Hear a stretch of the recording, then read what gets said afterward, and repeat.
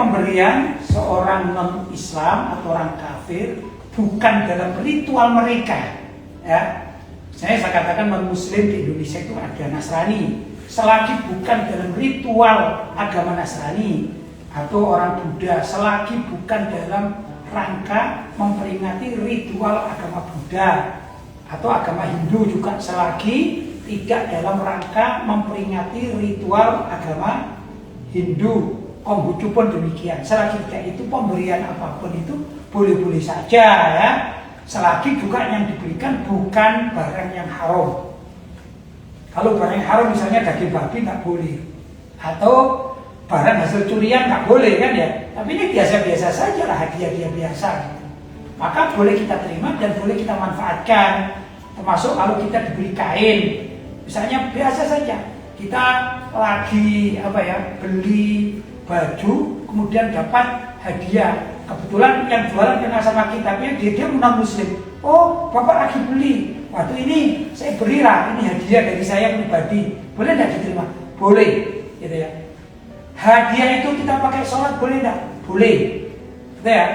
Hanya saja kalau menurut ilmu tasawuf, kalau tadi tinjuannya adalah ilmu fikih, kalau dalam ilmu tasawuf tidaklah seseorang itu memakan sesuatu dan menggunakan sesuatu pakaian itu tidaklah dari hasil yang betul-betul bersih, suci, tidak ada nuansa-nuansa yang meragukan, ya. Nah, karena di dalam hadis disebutkan ada riwayat, kalau saya ceritakan secara global begini, ada seorang musafir, kata Nabi Shallallahu Alaihi Wasallam, dia ini khusyuk di dalam sholatnya.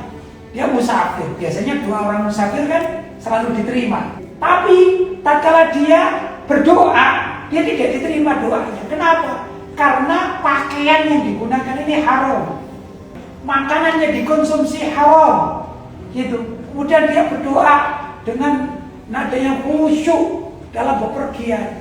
Kata Nabi, fa'aina istajabu bi. Bagaimana mungkin doanya akan diterima oleh Allah? Karena makanannya makanan yang haram, yang tidak jelas. Minuman yang haram, yang tidak jelas. Pakaiannya pakaian yang haram, yang tidak jelas, ya. Tempat sholatnya pun sajadahnya misalnya yang juga nggak jelas. Maka sulit untuk diterima. Demikian juga kita, ya.